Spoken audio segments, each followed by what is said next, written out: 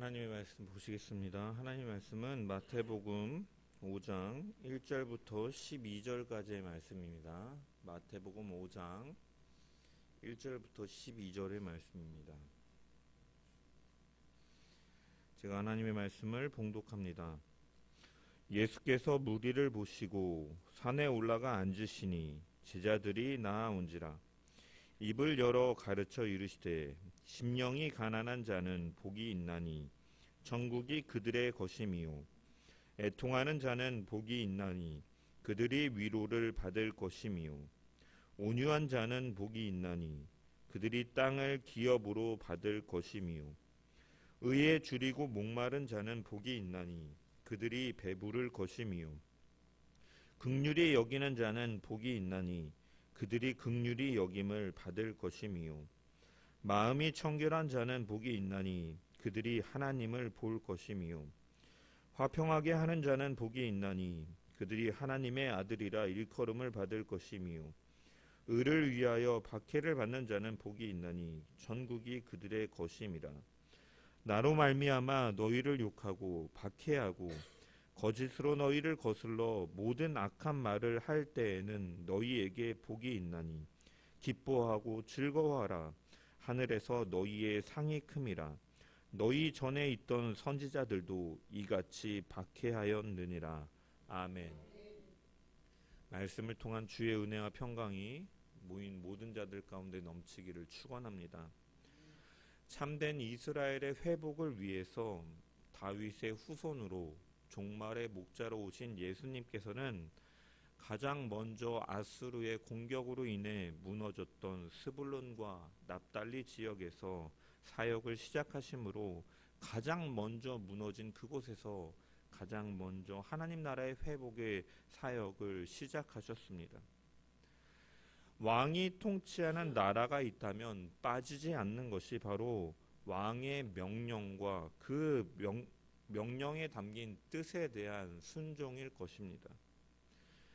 그래서 마태는 영원히 통치하시는 예수님의 뜻이 무엇이고 천국 백성의 순종은 어떤 것인지를 말씀하는 것이 바로 오늘 본문부터 7장까지 이어지는 산상수훈인 것입니다. 이 예수님의 설교, 이 예수님의 가르침이 산상수훈이라고 불려지는 이유는 1절의 말씀 때문입니다. 1절에 보면 예수께서 무리를 보시고 산에 올라가 앉으시니 제자들이 나아온지라 라고 기록되어 있습니다. 즉 예수님께서 교훈을 주는 장소가 바로 산이었기 때문에 5장부터 7장까지의 단락을 산에서 가르쳐 주신 교훈, 산에서 주신 설교라는 의미에서 그렇게 부르는 것입니다. 그렇다면 이 산은 어떠한 산인가? 본문에서 말하는 산이 구체적으로 어떤 산인지에 대해서는 밝히고 있지 않습니다. 다만 산이라고 번역된 이 오로스라는 이 헬라어 앞에 정관사 토가 붙음을 통해서 그 산이라고 기록되어 있습니다. 그래서 우리는 지금은 알 수 없지만 마태복음을 접하는 당시의 사람들에게 있어서 그 산은 낯선 산이 아니라 잘 알려져 있던 산임을 암시하고 있는 것이죠. 그런데 이 오늘 본문과 병행되는 누가복음 6장을 보면은 이 누가는 예수님께서 이 가르침을 평지에서 하셨다라고 기록하고 있습니다. 누가복음 6장 17절의 말씀을 보면 예수께서 그들과 함께 내려오사 평지에 서시니 그 제자의 많은 무리와 예수의 말씀도 듣고 병고침을 받으려고 유대 사방과 예루살렘과 두로와 시돈의 해안으로부터 온 많은 백성도 있더라라는 상황을 설명합니다. 그리고 나서 20절에 보면 예수께서 눈을 들어 제자들을 보시고 이르시되 너희 가난한 자는 복이 있나니 하나님의 나라가 너희 것임이요 하시면서 말씀하신 것이죠.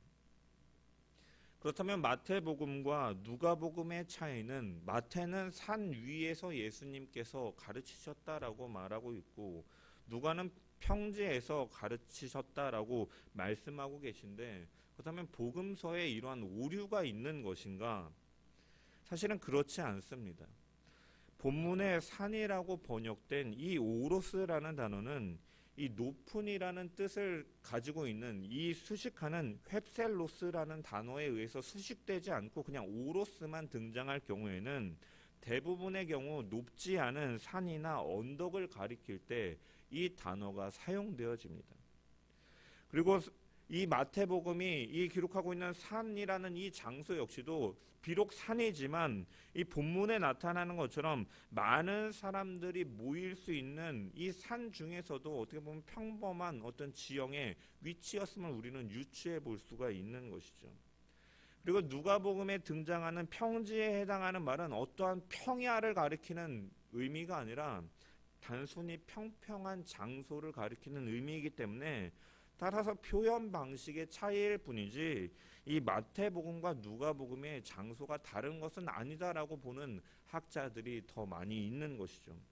또한 더 나아가서 예수님께서 5장부터 7장까지 이 하나님 나라의 백성들이 따라야 되는 법과 순종해야 되는 모습들은 굉장히 중요하기 때문에 사실은 한 군데에서 한 번만 말씀하신 것이 아니라 여러 번에 걸쳐서 말씀하셨기 때문에 다른 장소라 할지라도 그 복음서에 오류가 있는 것이 아니고, 그리고 또한 마태는 우리가 그 의도에 따라서 주제별로 분류해서 포괄적으로 정리해서 기록하였기 때문에 이 묶음을 가리켜서 산 위라고 기록한 것에는 마태 또한 의도가 있다라고 성경 학자들은 해석을 하는 것이죠.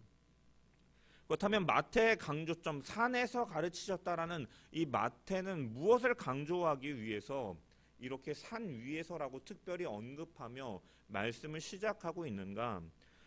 우리가 서두에서 언급한 것처럼 이 왕이 통치하는 나라에 빠지지 않는 것은 왕의 명령과 그 뜻, 그리고 그것에 담긴 순종, 그리고 그 순종을 위해서 법이라는 어떠한 제도적인 장치들도 분명히 나라를 세우는 데 있어서, 구성하는 데 있어서 필수적인 요소인 것이죠.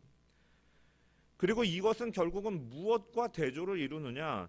당시의 이스라엘 백성들이 이 너무나 중요시하고 엄격하게 대했던 이 율법이라는 그 존재보다 예수님께서 지금 산에서 가르치시는 이 말씀이, 이 법이 더 우월한 것임을 나타내기 위해서 마태는 유대인들 독자들을 향해서 기록하였기 때문에 이러한 성격을 드러나기 위해서 산에서 예수님께서 가르치셨다, 선포하셨다라는 사실을 강조하기 위해 이렇게 표현하고 있는 것입니다. 산에서라고 번역된 이 헬라어 오로스에 해당하는 구약 성경의 히브리어를 보면은 이 대응하는 단어가 하르라는 단어인데, 이 하르라는 단어가 대표적으로 언제 사용되냐? 이 구약 성경의 대표적인 율법인 십계명을 받은 그 장소가 바로 시내산인데, 이곳 역시 이 히브리어 하르로 표시되어 있는 것을 우리는 알 수가 있죠.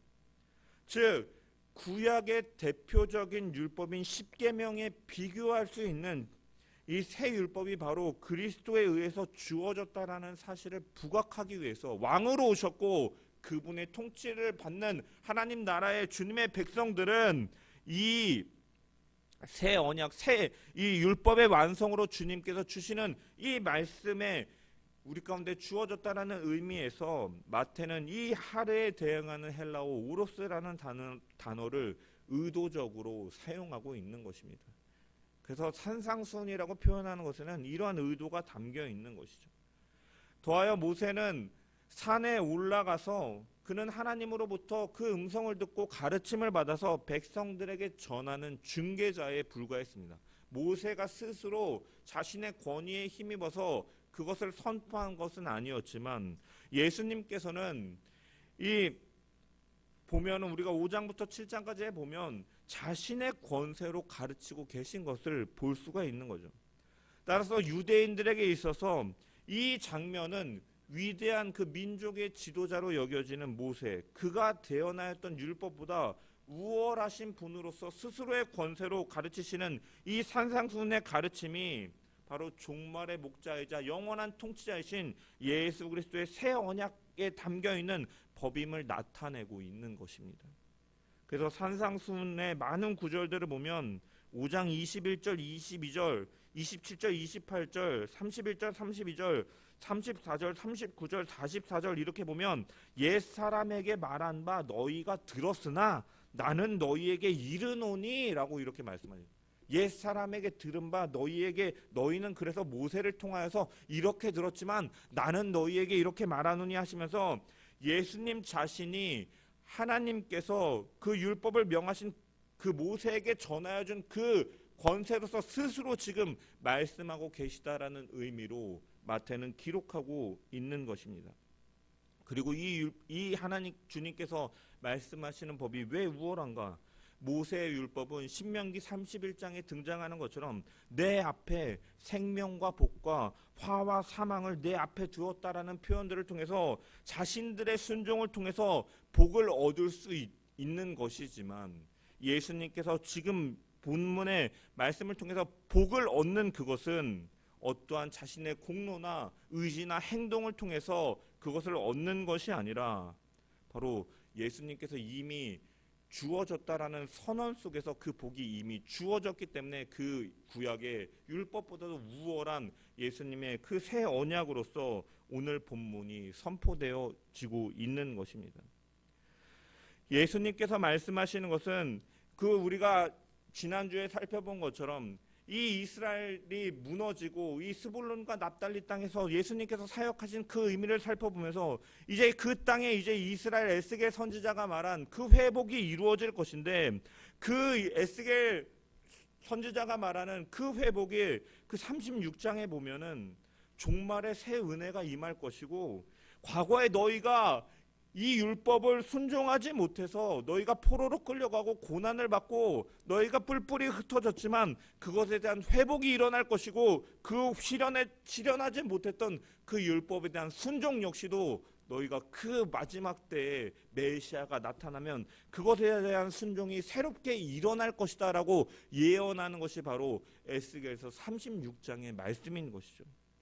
그래서 우리가 잘 알고 있는 에스겔서 36장 24절부터 27절의 말씀을 보면 내가 너희를 여러 나라 가운데에서 인도하여 내고 여러 민족 가운데에서 모아 데리고 고국 땅에 들어가서 맑은 물을 너희에게 뿌려서 너희로 정결하게 하되 곧 너희 모든 더러운 것에서와 모든 우상 숭배에서 너희를 정결하게 할 것이며 또 새 영을 너희 속에 두고 새 마음을 너희에게 주되 너희 육신에서 굳은 마음을 제거하고 부드러운 마음을 줄 것이며 또 내 영을 너희 속에 두어 너희로 내 율례를 행하게 하리니 너희가 내 규례를 지켜 행할지니라 라고 말씀하고 있는 것이죠.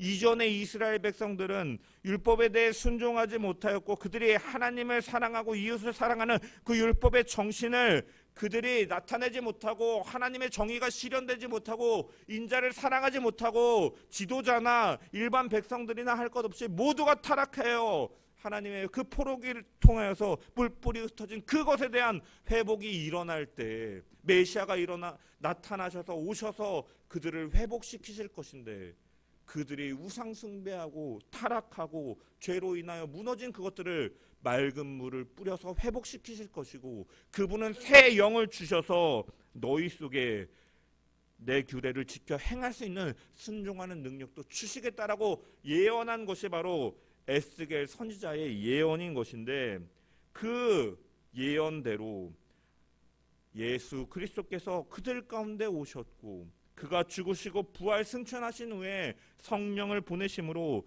이전에 실현하지 못했던 하나님의 뜻에 대한 순종이 새롭게 이루어진다라는 예언의 성취로 주님께서는 오셨고 오늘 본문의 팔복은 그러한 예언의 성취로서 선언되어지고 있는 말씀이다라는 것이죠. 그래서 이것이 모세가 말하고 있는 그 율법보다 우월한 것이고 그것이 우리가 누리고 있는 복이다라는 것이죠. 예수님께서는 1절에 보면 무리를 보시고 앉으셨다라고 기록하고 있습니다. 당시 율법을 가르치는 일은 회당에서 이루어졌고 이때 가르치는 자는 주로 이제 앉아서 가르쳤기 때문에 주님께서 이렇게 앉으셨다라고 기록하는 것은 이 유대인들의 풍습에 익숙한 마태가 이제 주님께서 가르치시기 위해 가르치시는 것을 시작하신다라는 의미에서 사용하는 것이죠. 그렇다면 이 가르침을 받는 이 자들은 어떠한 자들인가? 먼저 여기 무리를 보시고라고 되어 있는데 이 무리는 어떠한 사람들인가? 우리가 앞단락에서 살펴본 것처럼 4장 23절부터 25절에 보면 예수님께서 갈릴리를 두루 다니시면서 회당에서 가르치시고 여러 병들을 고쳐주신 것에 대해서 매료되어 많은 사람들이 찾아온 무리들임을 알 수가 있죠. 그러한 자들 가운데 정말로 예수님의 가르침을 듣고 예수님께서 고치시고 예수님께서 천국 복음을 선포하시는 이러한 말씀을 듣고 받는 자들이 그 가운데 있었을 것입니다.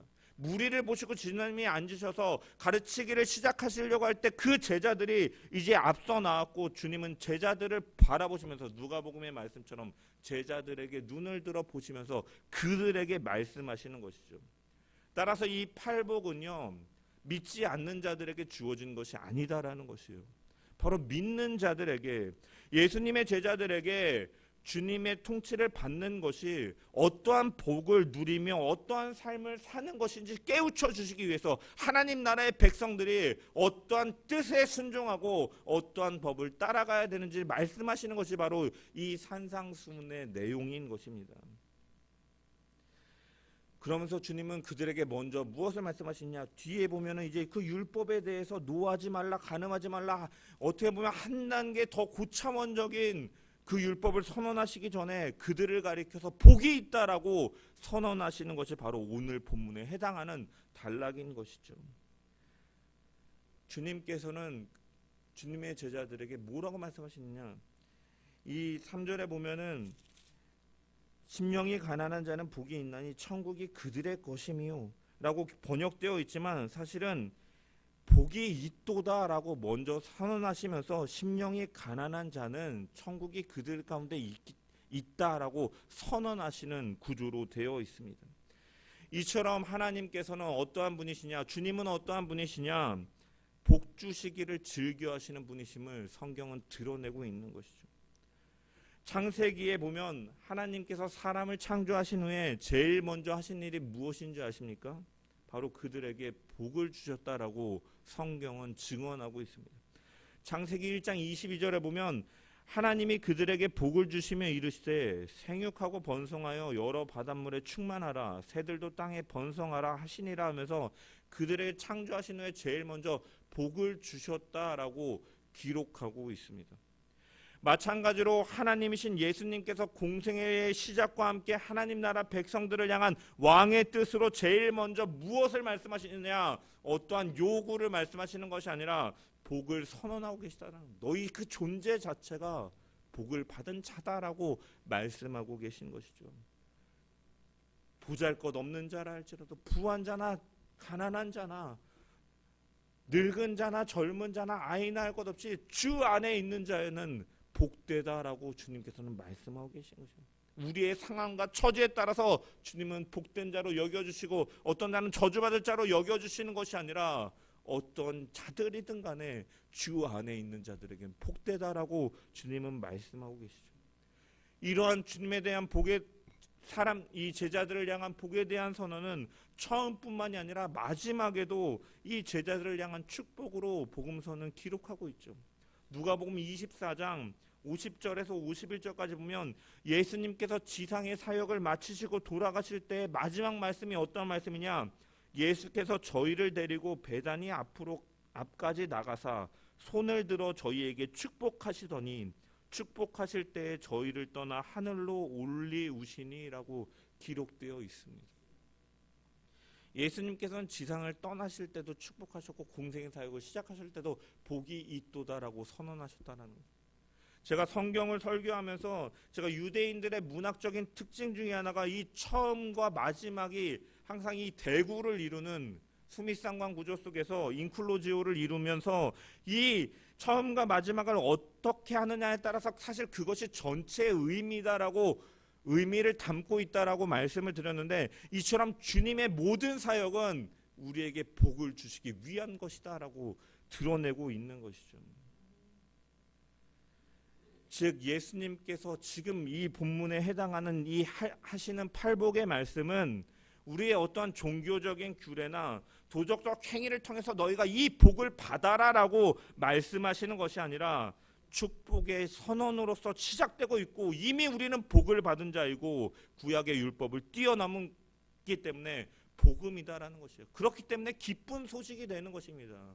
구약과 다를 바가 없다면 그것은 결코 기쁜 소식이 아니겠지만 이미 주님께서 그 율법의 모든 요구를 이루셨고 그 주님 안에 있는 자에게는 그 율법의 요구가 이루어진 대로 그 하나님께서 약속하신 생명과 복이 이미 우리 가운데 주어졌기 때문에 그것은 우리에게 복이 있는 자라고 주님께서는 선언하시면서 말씀하고 계신 것이죠. 우리는 이미 복을 받은 자입니다. 목사님 무슨 복은 무슨 복이에요? 내 현실이 시궁창인데 돈 주머니에 돈도 없고 지금 이 나이 이때까지 먹도록 고생이나 하면서 일하면서 살아가는데 무슨 복 받은 자입니까? 말할지 모르겠습니다. 하지만 주님께서 선언하시는 복의 의미를 알면 우리가 정말로 복 받은 자임을 우리는 깨달을 수가 있는 것이죠. 당시의 복의 개념은 두 가지로 생각해 볼 수가 있어요. 당시에 퍼진 헬레니즘 문화에 이 복은 어떠한 거냐? 신들에 의해서 얻어지는 것인데 그래서 부나 혹은 근심과 염려가 없는 상태를 복된 자다. 이 복이라고 생각했습니다. 즉 복에는 정신적인 것이든 감정적인 것이든 물질적인 것이든 이러한 것을 내포하는 것이죠. 그래서 이 눈에 보이는 것이든 보이지 않는 것이든 염려 없고 근심 없는 그 상태를 복이라고 생각했던 것입니다. 그래서 이 사람들은 이 예를 들어서 물질을 많이 가진 사람이 있으면 풍요의 신이 그에게 복을 주어서 그 신으로부터 얻었다라고 생각하고 지혜가 많은 사람은 지혜의 여신이 그에게 지혜를 주었기 때문에 그 지혜 있는 자로 산다라는 이러한 생각을 가지고 있었던 것이죠. 그래서 정신적이든 물질적이든 어느 신이든지 내가 그것을 얻기만 하면 되는 것으로 생각했던 것이죠. 그래서 여러 신들을 섬겼고 다양한 신들에 대한 신전들이 있었으며 그 뭐 지혜의 신, 미의 여신, 무슨 막 풍요의 신, 막 이런 잡다한 신들이 많이 있었던 것이죠. 사실 유대인들도 이 헬레니즘 문화권 아래에 있었기 때문에 이러한 영향을 받고 있었습니다. 또한 한편으로는 그들의 그 복의 뿌리가 그들은 율법을 통해서 시작되었는데 유대인들의 복은 그 모세의 토라를 통해서 주어진 것처럼 이 하나님께서 주시는 것인데 율법의 순종을 통해서 이것이 주어진다라고 생각했던 것이죠. 그래서 이것에 대한 순종, 그래서 그 복을 얻고 누리기 위해서 그들은 율법에 매달렸던 것입니다.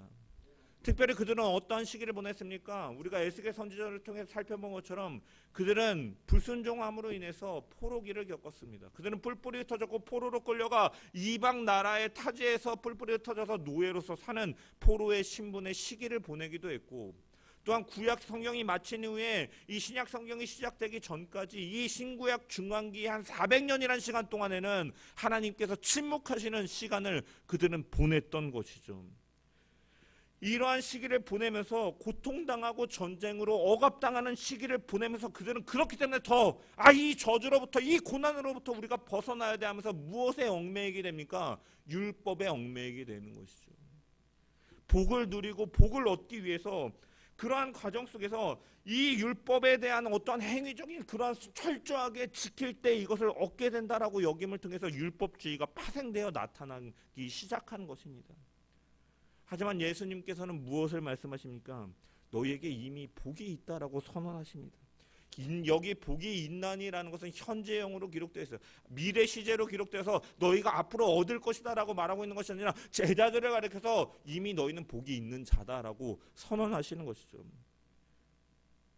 예수님께서 처음에 선포하신 메시지가 무엇이었습니까? 회개하라, 천국이 가까이 왔느니라. 그리고 또한 누가복음 보면 또한 하나님 나라는 여기 있다 저기 있다 못하리니 하나님 나라는 너희 안에 있느니라라고 선언하셨어요.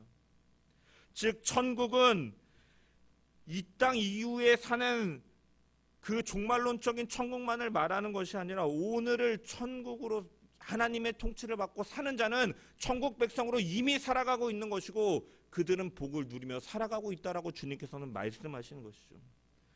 따라서 우리에게 복이 있다라는 것은 나중에 죽고 나서 내세에 이제 천국에 가서 그 복만을 누리며 살아갈 것을 말하고 있는 것이 아니라 이미 천국의 은혜에 접해 있는 자들, 그 하나님의 통치를 받고 있는 자는 이미 복을 누리며 살아가고 있는 자들이다라고 주님께서는 말씀하고 계신 것입니다. 그렇다면 우리가 누리는 복은 무엇이냐? 오늘 본문의 이 팔복에 나오는 복은 헬라어로 마카리오스라는 단어입니다. 마카리오스. 그런데 이 마카리오스라는 단어가 이 신약 성경에 어디에 사용되냐면 디모데전서 1장에 보면 바울은 이렇게 기록합니다. 1장 11절에 보면 이 교훈은 내게 맡기신 바 복되신 하나님의 영광의 복음을 따름이니라 라고 기록되어 있어요. 이 교훈은 내게 맡기신 바 복되신 하나님의 영광의 복음을 따름이니라. 그리고 6장 15절에 보면 기약이 이르면 하나님이 그의 나타나심을 보이시리니 하나님은 복되시고 홀로 한 분이신 능하신 자이며 만왕의 왕이시며 만유의 주시다라고 기록되어 있습니다. 여러분, 복되신 하나님이, 그리고 하나님은 복되시고라고 바울은 표현하는데 여기서 하나님을 표현하는 이 복이라는 단어가 바로 마카리오스라는 단어예요. 즉 우리가 이미 복된 자라는 말은 이 땅에서 뭐 잘 먹고 잘 살고 평안하고 이러한 상태를 말하는 것이 아니라 하나님 자신이 복이신데 그 하나님이 우리와 함께 하심으로 우리가 복을 누리며 살아가고 있는 자다라는 의미인 것입니다. 왜 우리가 하나님과 함께하는 자가 되었습니까? 바로 임마누엘의 하나님 예수 그리스도가 우리 가운데 오심을 통해서 우리와 함께 하시는 하나님으로서 오셨기 때문에 우리는 그 복을 누리며 살아가는 자들이고, 그렇기 때문에 제자들에게 주님께서는 너희는 복이 있도다라고 이미 선언하고 계시는 것이죠. 이처럼 참된 복은 무엇입니까? 하나님으로부터 오는 것이 참된 복이다라는 거예요. 인간은 죄로 인하여 하나님과 단절된 상태에 있던 자들입니다. 복을 누릴 수 없던 자들이었어요. 에덴 동산에서 하나님은 사람을 창조하시고 하나님의 형상과 모양대로 창조하시고 그들과 교제하기 위해 모든 것을 누리고 다스리고 생육하고 번성할 수 있도록 복을 주시며 축복하셨지만 인간은 죄로 인하여 그 관계가 단절됨으로 인해서 그 복을 누릴 수 없는 상태로 비천한 존재가 된 것이죠. 그 상황에서 아무리 자신의 공로를 통해 율법을 통해 선행을 통해 그 신적인 성품 하나님의 그 성품에 참여하려 해도 인간은 사실은 그것에 닿을 수가 없는 존재들인 것이죠. 죄인이기 때문에. 그래서 예수님께서는 그 막혔던 담을 허무시고 복된 하나님, 복 그 자체이신 하나님과 교제케 하시기 위해서 중보자로 이 땅에 오신 임마누엘의 하나님이신 것이죠. 그래서 오늘 예수님께서 말씀하시는 팔복은 이 예수님이 가지고 계신 의를 선포하고 계신 것이에요. 모세의 율법처럼 행할 수도 없고 지킬 수도 없는 것이 아니라 죄인 되었던 우리들이 은혜로 말미암아 구원되었음을 선포하고 계신 것이죠. 모세의 율법 아래서는 우리 힘으로는 하나님을 기쁘시게 할 수가 없는 거죠.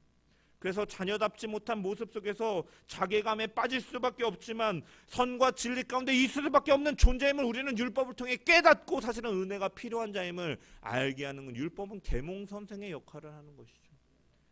이제는 예수 그리스도로 말미암아 이제 그 율법의 저주 아래에 있지 아니하고 예수 그리스도를 구주로 영접할 때 우리는 아무 공로 없이 하늘나라를 선물로 받은 자들이다라는 것이죠.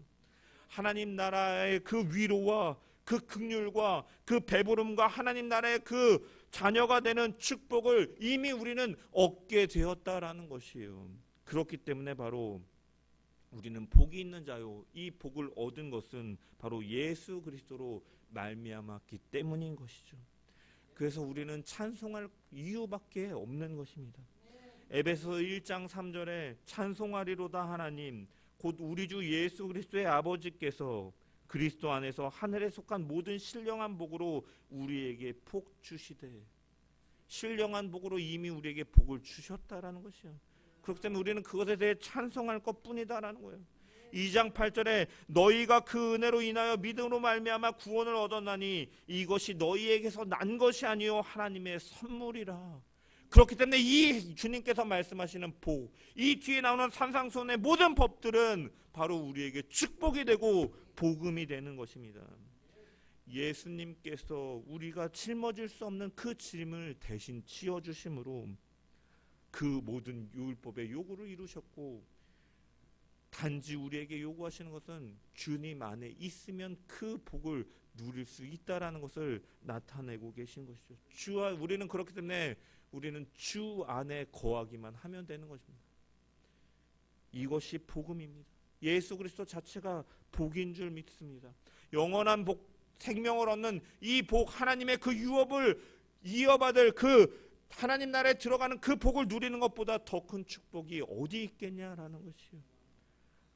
이 땅에 잠깐 있다 사라질 것이 우리의 복이 아니라 정말로 주님을 통해서 하나님과, 복이신 하나님과 교제하며 영원한 생명을 누리는 것이 바로 우리가 받았고 우리가 누리고 또한 누려야 될 복임을 우리는 분명히 기억하면서 살아가는 저와 여러분 되기를 간절히 축원합니다.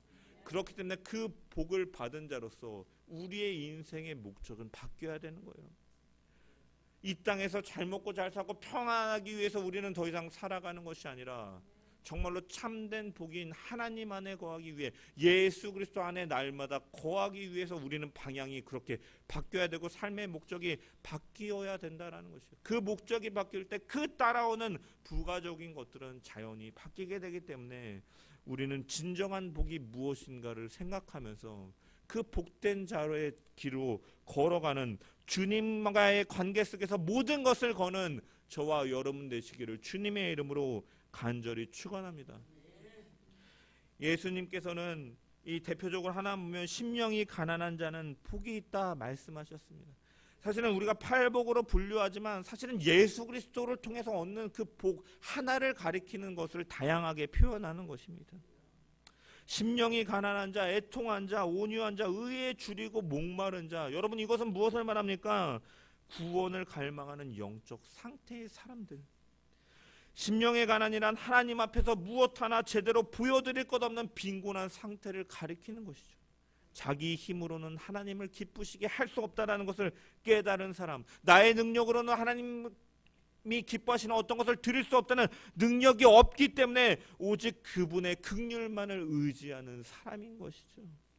이런 자들에게 주님은 천국이 그들의 것입니다 라고 말씀하셨습니다.